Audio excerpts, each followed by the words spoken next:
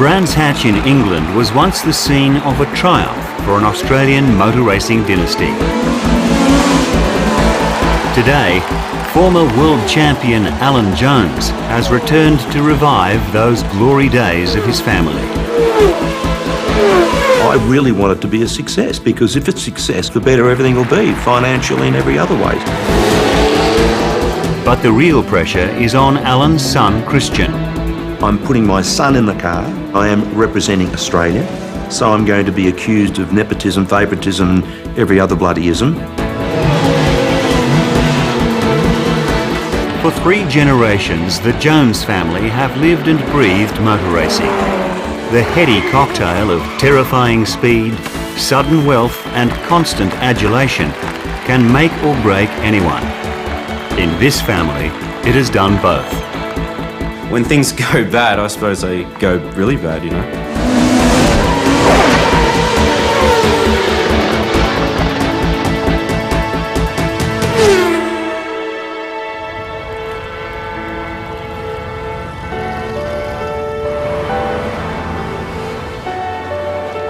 Alan Jones and his wife Amanda arrive at the Australian launch of a new international motor racing series, the A1 Grand Prix.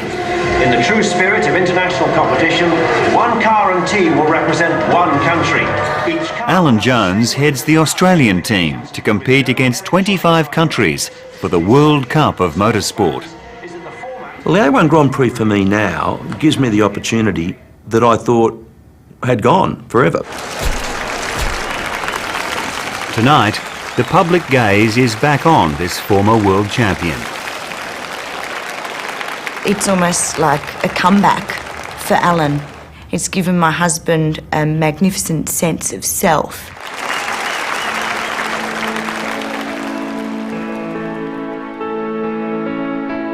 Alan Jones' inspiration in life came from one man, his father, Stan Jones.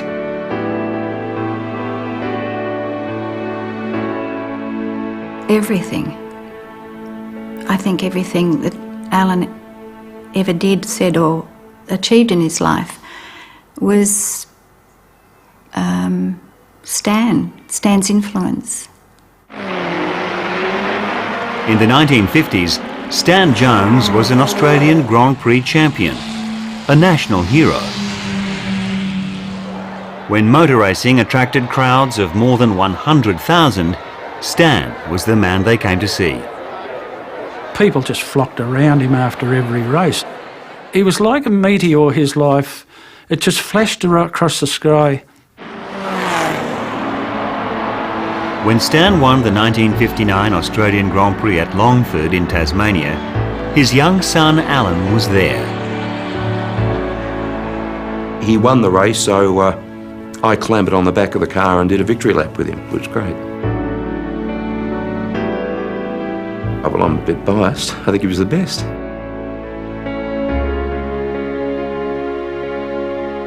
Stan was the best driver in the world in those days. He was tenacious. He was tough. He had to win, and he did. A largish Errol Flynn, he was the most glamorous man. His hair, he was never a hair out of place on his head. I don't know how many gallons of Brill cream or Californian poppy he would have gone through. Immaculate. Stan was a self-made man. The motor racing champ made a small fortune as a car dealer.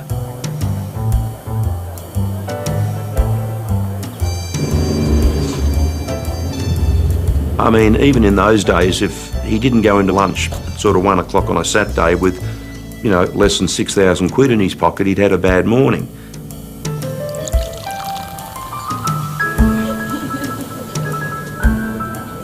Stan's business may have been a success, but his womanising was legendary. Some of the most magnificent girls in Australia. You know, he could charm them all. He could charm the birds out of the trees, Stan. Even from when he was a young boy, you know, he was unbelievable. He was a bloody playboy. Absolute playboy. Whether he had a shilling in his pocket or not. he'd spend it. And Stan Jones was a big spender. He liked to lunch, and lunch often.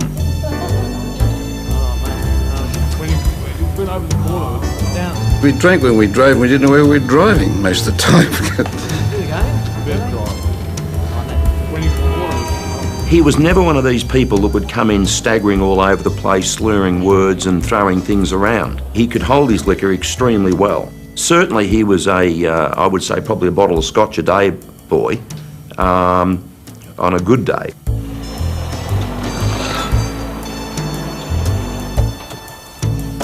Stan's cavalier approach to life inevitably affected his marriage.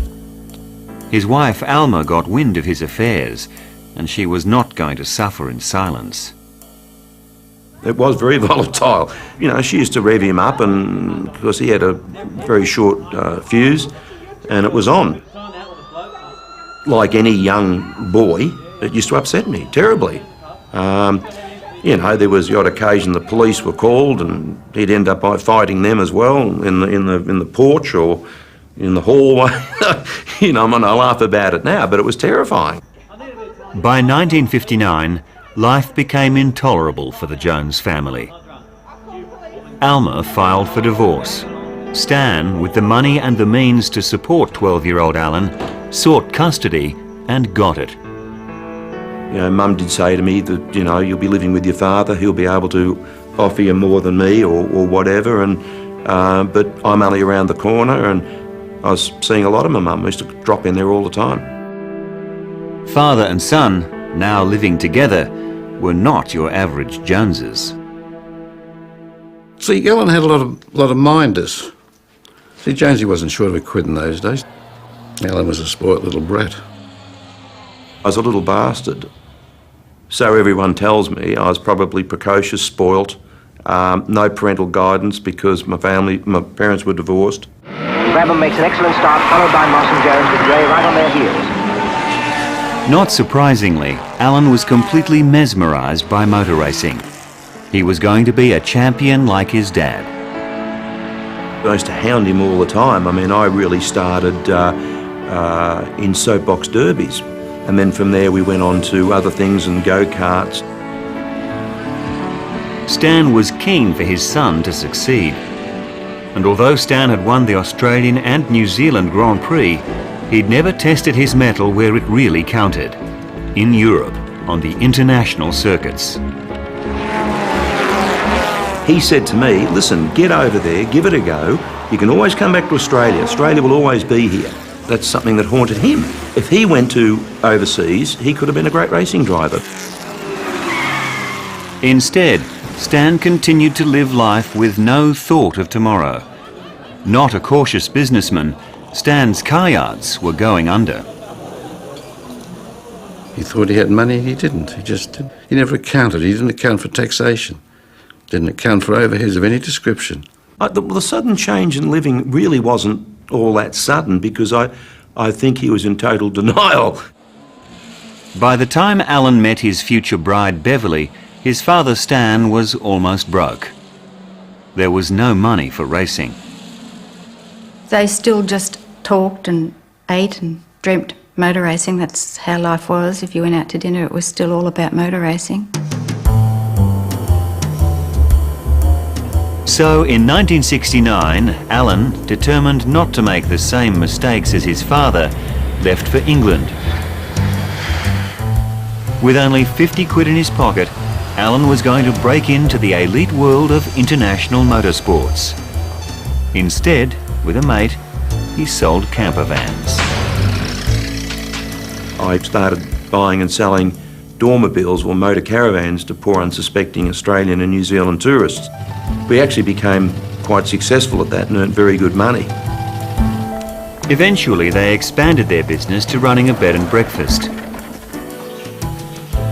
It was fantastic. It was a way of earning money, and also Alan would be free through the day if he had to go and test or do anything with motor racing. And Alan was at last offered a paid job as a racing driver in a Formula 3 car. There's no substitute for keeping your bum in a car. You don't get quick sitting in your lounge room. You've got to be constantly behind the wheel of a car and get honed. And that really did help me enormously, and it taught me most of my craft.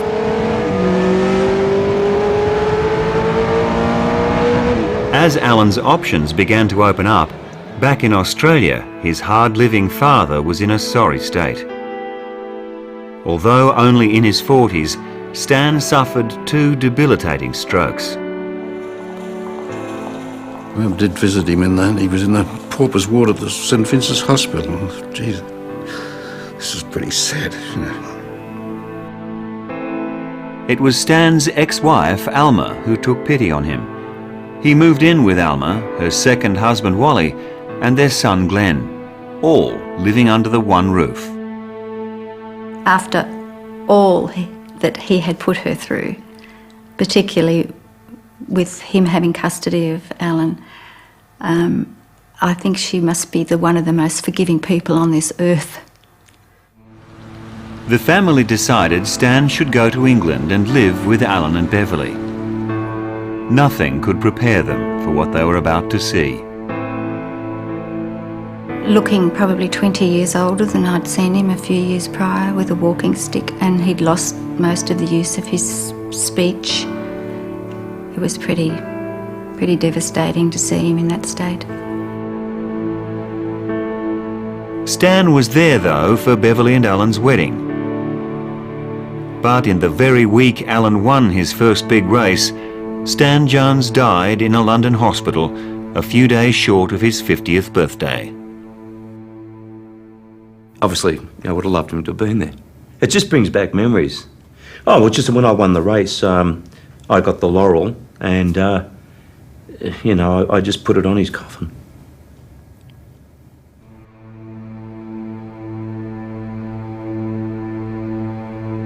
Stan's body was sent home to Australia.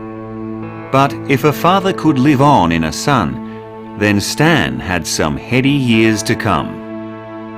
Alan was almost cloned, incredibly like his father. And his mannerisms, that was Stan Jones, and Alan's almost a dead wrinkle of him.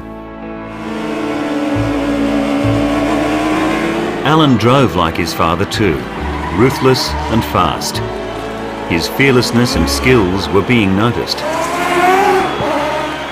He is very aggressive, he gives no quarter, and we are always confident that he is always in a race getting the best out of his machine. Meeting Frank Williams and engineer Patrick Head was the break Alan needed. In Formula One racing, the Williams team would prove to be a winning and lucrative mix.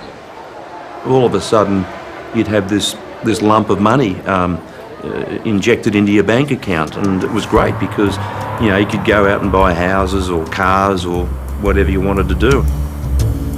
Alan could again get a taste of the champagne lifestyle he'd once shared with his father. The high life became a way of life for the Joneses. Sometimes I have to even pinch myself now, but that I even lived that life or was in it. Sometimes when I would be sitting on the back of some huge luxurious yacht in Monaco thinking, is this really happening or am I dreaming this? Do I wake up soon?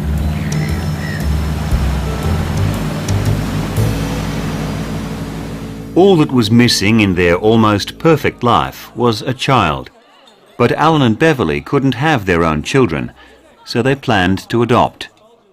Suddenly, we had a phone call to say that there was a boy waiting and Alan was away.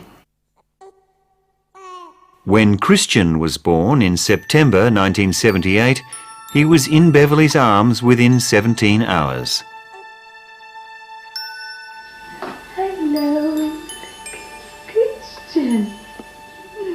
I remember thinking just how much I adored this little baby, and I had this immense feeling that I must have given birth to him myself. He's just so part of me and part of my life. It was such a strong bonding from the very beginning. You know, the next minute from sort of walking in the same front door that I've been walking for 2 years and having a beer and lying on the couch and watching a bit of television, all of a sudden now there's toys and things everywhere and there's baby laying on my chest, you know. It was great. Christian. Hello. Hello, baby. Christian was born into the world of motorsport. Once again, a Jones boy would grow up with the spectre of his father's fame. I just thought he was the best thing on earth. I think I was always fascinated by probably what he did. People around him, you know, liked him and loved him so much, especially in the Formula One circles.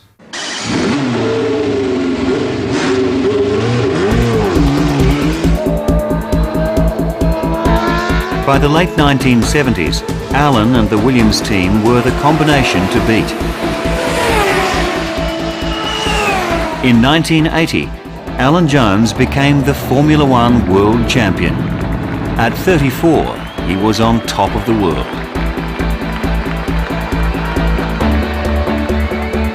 He used to say to me, I'm too scared to be too excited in case the bubble bursts. I don't know why it would burst, but he was referring mainly to winning the championship and Christian. Everything just fell into place in one big episode. Yet after 7 years in Formula One, a homesick Alan Jones wanted a change. He bought a property in Victoria. The world champion racing driver wanted quiet time with his family and the simple life of a farmer. Or so he thought.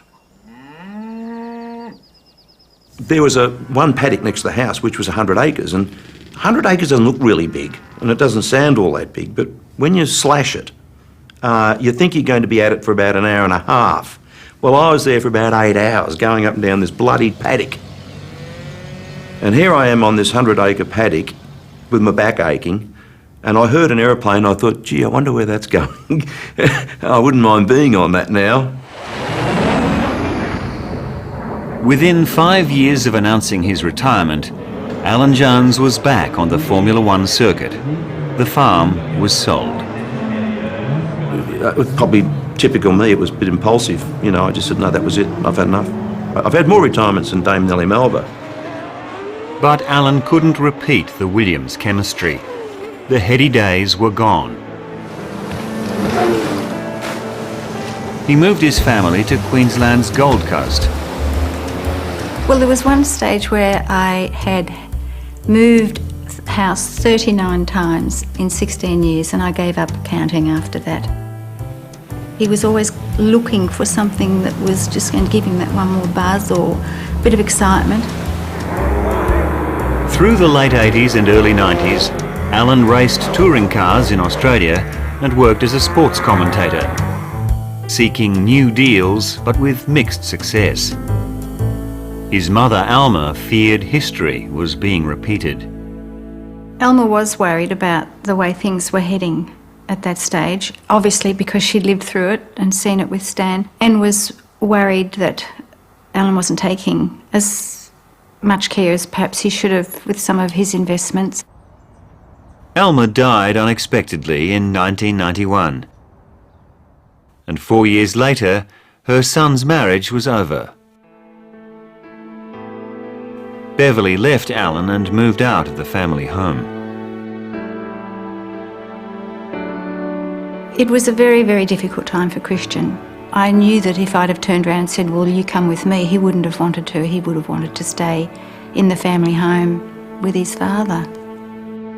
Father and son lived together just like Alan and Stan had decades before.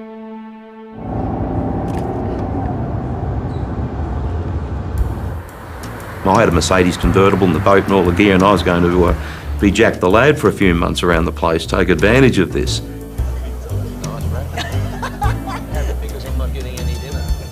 But his plan was short-lived when he met Amanda Butler Davis. Where do you think we'll be this time next year? Hopefully still sitting here, being able to have lunch. Not still sitting here. Amanda and her daughter Amber became a part of the Jones family.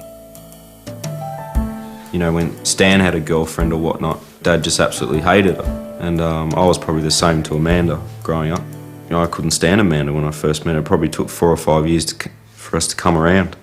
But now, I really like the lady. We were adults.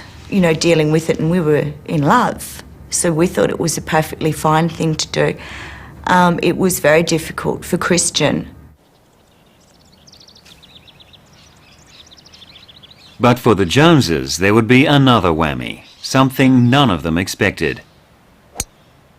Alan was playing golf when he was told the news. Amanda was pregnant with twins. Oh, bloody hell. Could have knocked me over with a feather. I didn't know what to do. But they're the joy of my life, and they've brought nothing but joy into my life since they've been here. Despite the birth of Jack and Zara, these were difficult days. Alan's income was drying up, and his life began to echo his father's. I guess like him, I was in a bit of denial as well, and it just sort of snuck up and grabbed me. I sort of refused to believe how quiet things were going until they went very quiet. Alan was now fighting off bankruptcy. The millions earned through his career were all gone. From being able to sort of walk out and buy what you want when you want, whether it be boats or houses or whatever, to be in a position not to be able to do that is a big bloody wake-up call. And the other thing is not being able to perhaps help Christian as much as I would have liked in his racing. Now it was Christian's turn to make his own way in motor racing, just like his father and grandfather. Determined to succeed, he left Australia to seek his fortune in Asia. Within 2 years, Christian would be the Asian Formula 3 champion. He had his own problems, and I didn't want to add to that. And I think he thought I was a bit crazy, just disappearing out of Australia with my race car and my toolbox, and that was about it. Back in Australia, Alan was wondering how on earth he was going to provide for his young family. I was getting quite worried in as far as that, there was Amanda, there's the twins. I'm thinking if I only had a quarter of what I had X amount of years ago, but I haven't. And of course, all sorts of things go through your minds. Like, if I die now, where does it leave them? There were times when I got very depressed, but you've just got to stick at it. You've got to keep going and exploring all avenues and have belief that something will come. And it did. It's the A1 Grand Prix, a prestigious new international competition. The first race is here at Brands Hatch in England.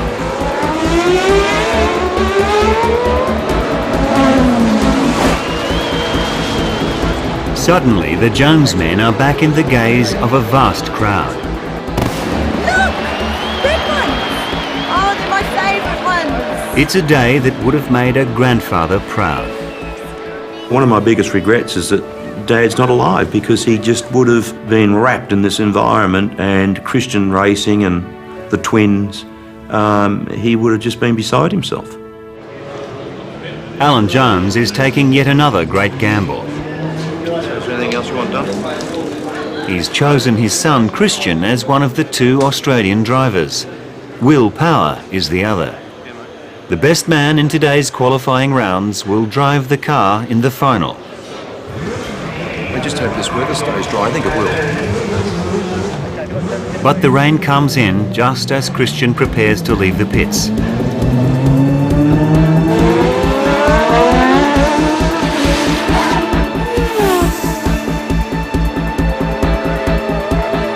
After 12 laps, Christian is off the track, leaving his father little choice. Yeah, well, I mean, obviously I'm disappointed for Christian. He just had a shit run. It's as simple as that. The rain came in. The last thing I'd want to do is throw Christian in the car. It just wouldn't be fair to him. It wouldn't be fair to the team. Christian is out of this race. Although today's decision is a setback, he remains sure of one thing. For sure, born lucky, you know. If my father was a carpenter, I wouldn't have been a carpenter. But I love motorsport. I love anything with an engine. Yeah, so, I mean, how lucky am I? to have such good parents, you know. Now, Alan Jones must simply hope for victory for his Australian team against the rest of the world. And it's always a terrible start for France. France stalls on the grid, and it's PK from Brazil who gets away. Australia making a brilliant start.